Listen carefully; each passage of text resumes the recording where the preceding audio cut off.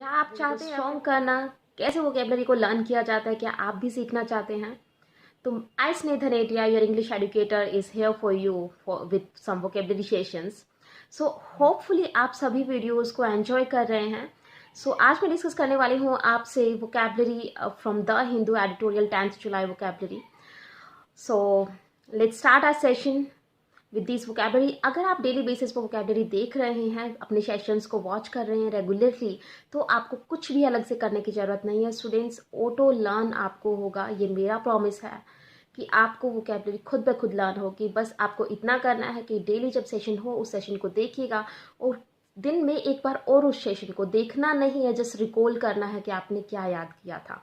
Okay फिर से वो वोकेबलरी डेली बेसिस पे अगर बात की जाए तो रिपीटेशन बहुत ज़्यादा होता है वोकेबलरी में, तो आपको ऑटो लर्न हो जाएगा. I already told. So guys, let's start our today's session with vocabulary from the Hindu editorial. So the word for the day, the first word for the day is forgo. Okay, this is the word that we need to learn. Forgo means त्याग देना, छोड़ देना, sacrifice कर देना. Okay, that is forgo. waive कर देना, renounce कर देना. Okay, इसे हम बोलेंगे क्या? forgo. Okay, I'll forgo dessert. Okay, मैं डेजर्ट को, दैट मीन्स मिठाई को छोड़ दूंगा.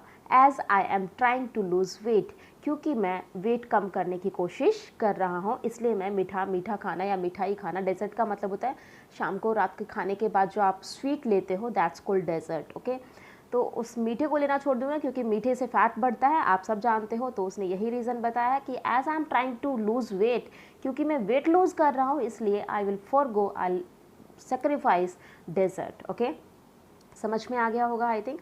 फोरगो को लर्न कैसे करना है वो समझ लीजिएगा. दैट मीन्स फोरगो, जाने दो. ओके, जाने दिया दैट मीन्स आपने उस चीज़ को छोड़ दिया, और छोड़ दिया तो क्या हो जाएगा? त्यागना. ओके, चलेगा. नेक्स्ट वर्ड पे चलते हैं students. Next word that you have is substantive, and this is a word that we have discussed many time in our vocabulary sessions.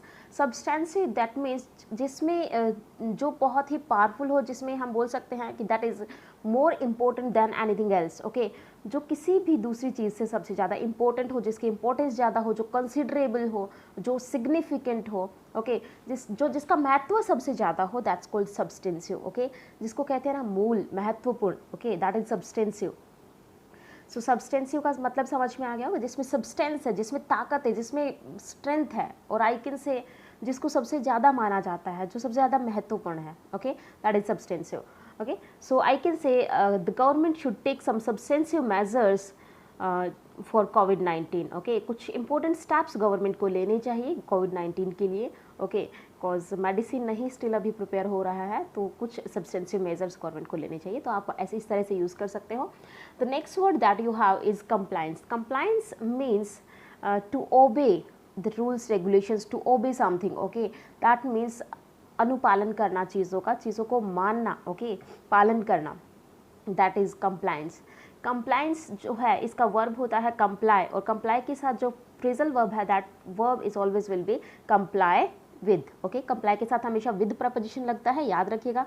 Cloze test में काफ़ी बार इस चीज़ को देखा गया है. चलेगा, देख लेते हैं एक बार इसके मीनिंग को भी.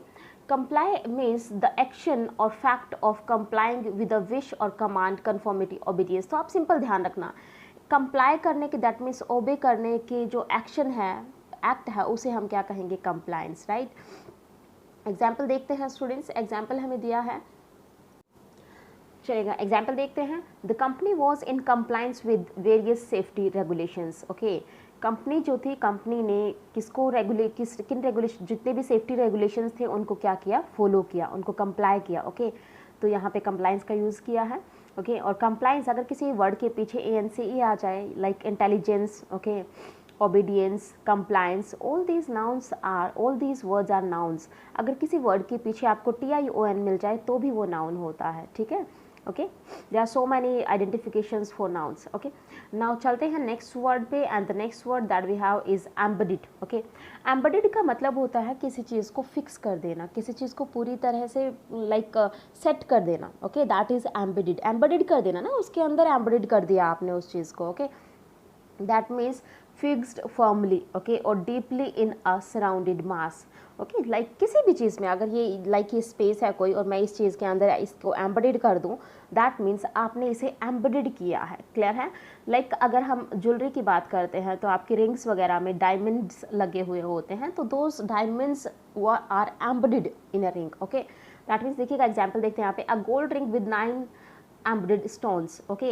एक गोल्ड रिंग है जिसमें कितने स्टोन्स एम्बेडेड हैं, 9 एम्बेडेड स्टोन्स हैं, दैट मीन्स 9 स्टोन्स उसके अंदर जड़े गए हैं, जड़ना आप बोल सकते हो, क्लियर है। चलिए ठीक है, तो एम्बेड करना का मतलब ही अंदर डालना आप बोल सकते हो, दैट मीन्स अंदर उसको फिक्स कर देना, फाइन। इमिग्रेशन को मुझे बताने की ज़रूरत नहीं है स्टूडेंट्स, क्योंकि इमिग्रेशन बहुत ही सिंपल वर्ड है, हम बहुत बार डिस्कस कर चुके हैं। इमिग्रेशन का मतलब होता है कहीं से किसी दूसरी कंट्री से हमारी कंट्री में आकर रहना, उसे हम कहते हैं इमिग्रेशन। अगर अपनी कंट्री से कोई दूसरी कंट्री में जाकर रहेगा, that will be emigration, okay. ध्यान रखिएगा दोनों ही नाउन्स हैं क्योंकि पीछे IUN लगा हुआ है, ओके। तो इमिग्रेशन इम हो रहा है ना, इमिग्रेशन आ रहा है, तो इमिग्रेशन दैट मीन्स आना, और एमिग्रेशन दैट मीन्स किसी दूसरी कंट्री में जाना, ओके। जाना मतलब परमानेंट जाके वहाँ पे रहना, ओके। नेक्स्ट देखते हैं, next word is a very important word, और I can see it's really important word, that is palpable. Palpable का मतलब होता है विच इज़ टेंजिबल। टेंजिबल का मतलब समझिए जिसको आप टच कर सकते हो, okay. That can be touched, okay, which is able to be touched, that is palpable.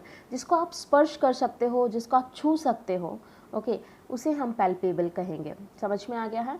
Example देखते हैं, the attraction between them was palpable, okay. उन दोनों के बीच में जो अट्रैक्शन था वो बहुत ही टची था, वो बहुत ही कहते हैं ना कि बहुत ही कहते हैं ना उसमें बहुत फीलिंग थी बेसिकली, उन दोनों के बीच में जो रिलेशन था, वो अट्रैक्शन जो था, that was highly touchable, okay. समझ में आ गया होगा I think.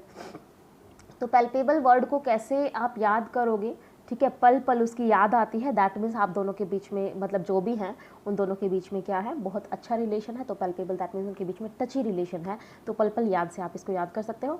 The next word that we have is paradigm, okay. Paradigm का मतलब होता है एक example, okay. To set an example is known as paradigm, a typical example और a pattern of something, okay, that's called paradigm. इसको हम बोल सकते हैं उदाहरण, ओके। किसी चीज़ का उदाहरण, किसी चीज़ का प्रोटोटाइप, किसी चीज़ का हम बोल सकते हैं ना कि it's like a model prototype, okay, that one is paradigm, okay. Example देखते हैं, English determiners form a paradigm, okay. English determiners जो होते हैं like a and the, some, okay, तो ये सारी चीज़ें क्या हैं, ये डिटरमाइनर्स हैं, ओके।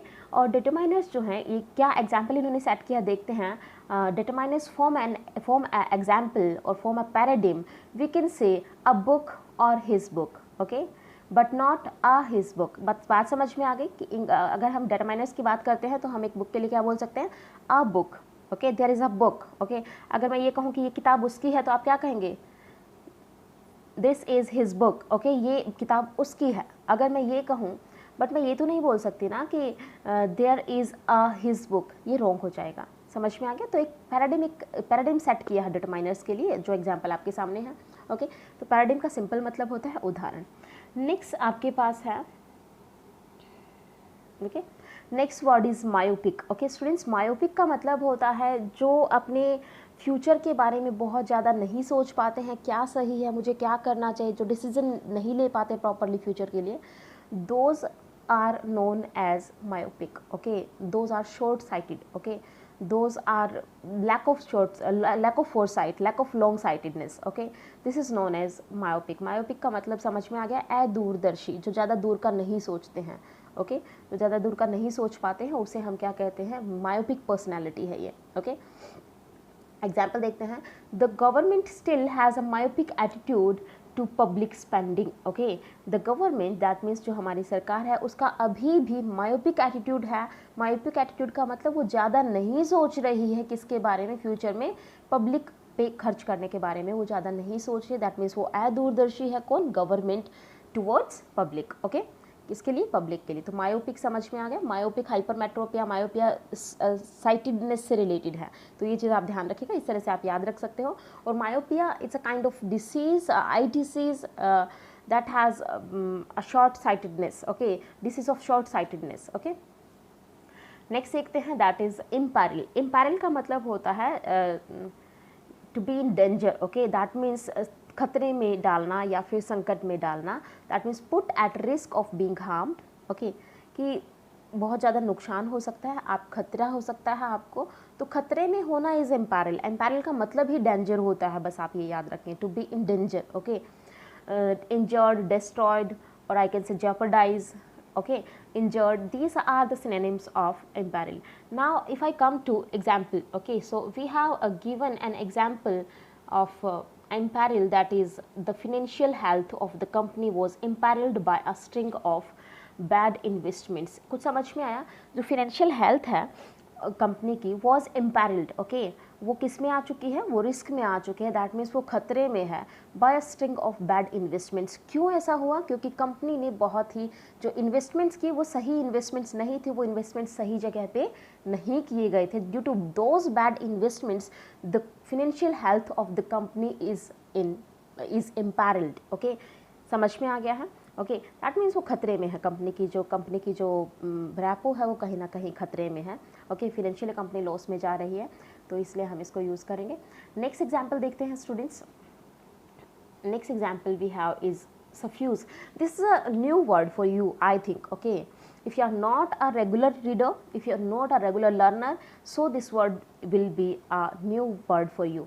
So suffuse का मतलब होता है just to diffuse something, okay, diffuse that means किसी चीज़ को फैलाना, किसी चीज़ को दैट मीन्स भरा पूरा करना, लाइक मैंने अभी यहाँ पे लिखा हुआ है दैट मीन्स भरना, ओके, लाइक अगर आप कहीं भी स्प्रे करते हो तो स्प्रे से क्या होता है, वो जो आपका डिओड्रेंट है या जो आपका परफ्यूम है उसका जो स्मेल है वो कहीं ना कहीं पूरी इसमें क्या हो जाएगा, डिफ्यूज़ हो जाएगा, तो diffusion is known as suffuse, okay, diffuse होने को ही हम क्या कहेंगे, सफ्यूज़, क्लियर है?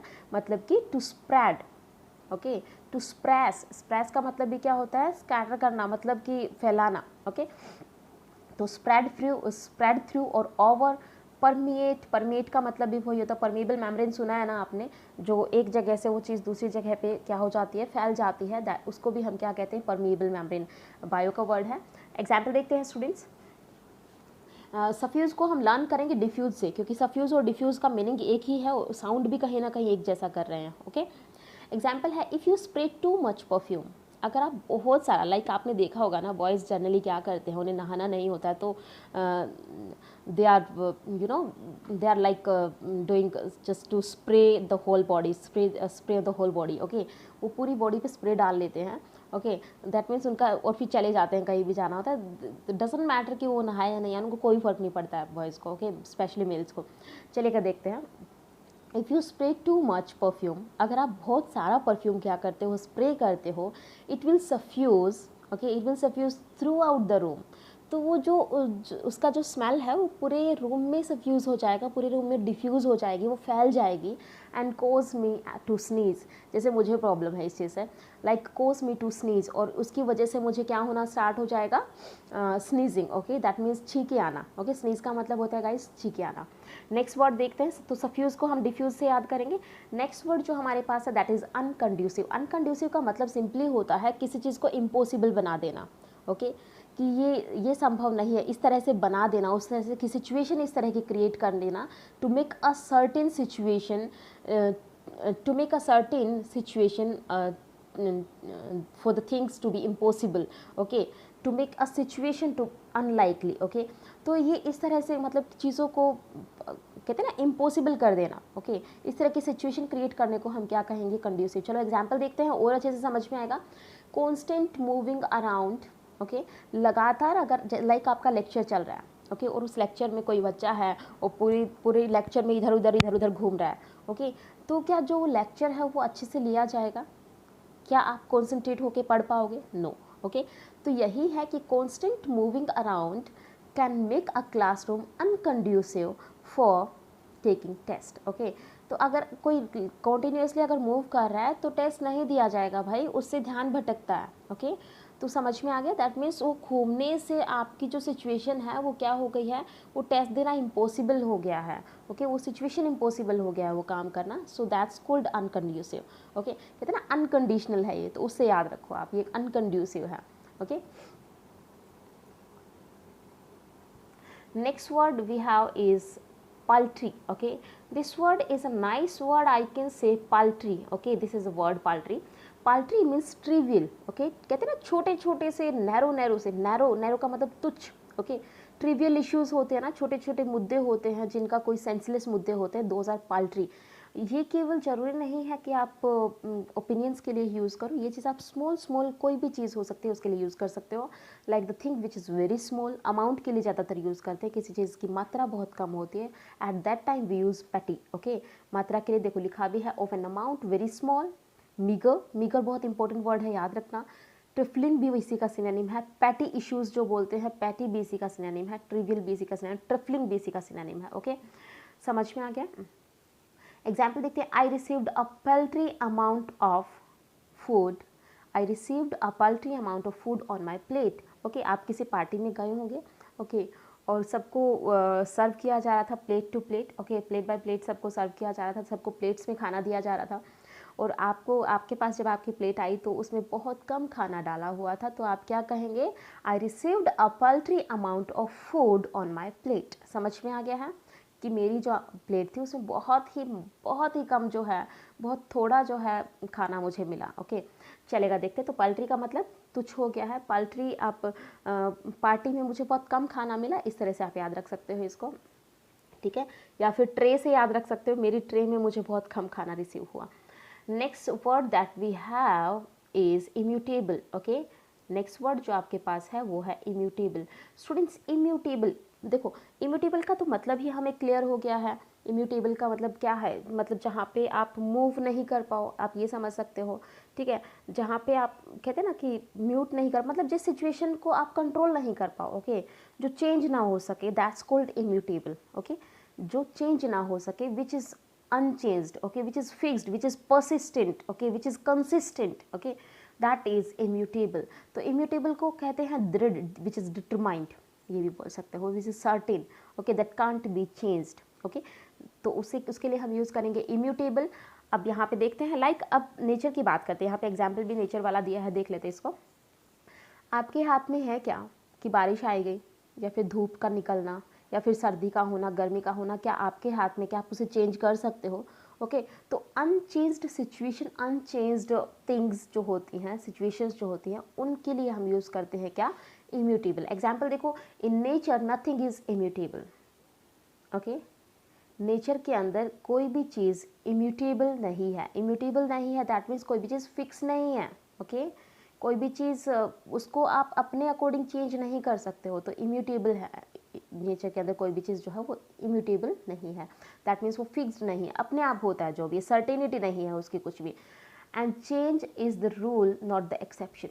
और चेंज तो रूल है, नॉट द एक्सेप्शन. चेंजेस तो होते रहते हैं. ओके, चलेगा. तो इम्यूटेबल का मतलब आई थिंक समझ में आ गया. Which is fixed, which is certain, which is unchanged, okay, which is persistent, which is consistent is known as immutable. अगले वर्ड पे चलते हैं, that is ripple. Ripple word का मतलब होता है, यूजुअली रिपल का जनरल मीनिंग बताती हूँ, जो वाटर की जो वेव्स होती हैं सरफेस पे, ओके, वाटर वेव्स जो होती हैं, जो लहरें जो होती हैं, उसे आप बोलते हो रिपल. ओके, समझ में आ गया. लहरों को क्या बोला जाता है? रिपल. ओके, लहरें इज रिपल्स, लहर इज रिपल. ओके, चलेगा, देखते हैं. A ripple of cold energy floated through her. Okay, a ripple of cold energy floated through her had, मतलब कि कोल्ड एनर्जी, दैट मीन्स हम कोल्ड विंड की बात कर सकते हैं. लाइट कोल्ड विंड भी नहीं, कोल्ड ब्रीज बोलो, है ना.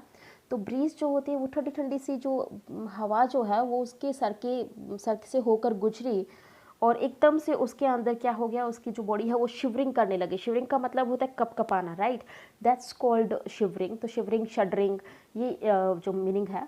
तो रिपल का मतलब समझ में आ गया होगा. रिपल का मतलब लहर, फाइन, वेव्स आप बोल सकते हो. ओके, अब देखिएगा स्टूडेंट्स, अब कुछ वर्ड्स और देख लेते हैं, एक दो वर्ड्स. ओके, स्वेद. स्वेद का जो वर्ड है, this is act as a verb. ये आप देख लीजिएगा, वैसे मैंने लिखा है सब कुछ.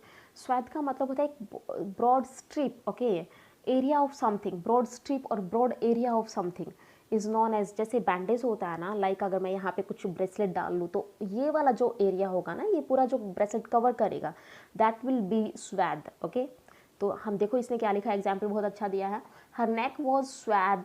Okay, swathed in jewels, okay, उसकी जो गला था, उसका जो गला, लाइक उसने इतना ज्वेलरी पहना हुआ है, कुछ सेट पहना हुआ है, उससे पूरा गला जो है उसका, पूरी नेक उसकी कवर है यहाँ से, तो हम क्या कहेंगे, her neck was covered, her neck was wrapped in jewellery, okay, her neck was wrapped with jewellery, okay, jewelleries मत करना, रॉन्ग होगा, okay. Next word that we have, तो स्वाद का मतलब समझ जाना, स्वाद स्वाद में उसने लपेट लिया, ठीक है, ऐसे समझ लेना इसको।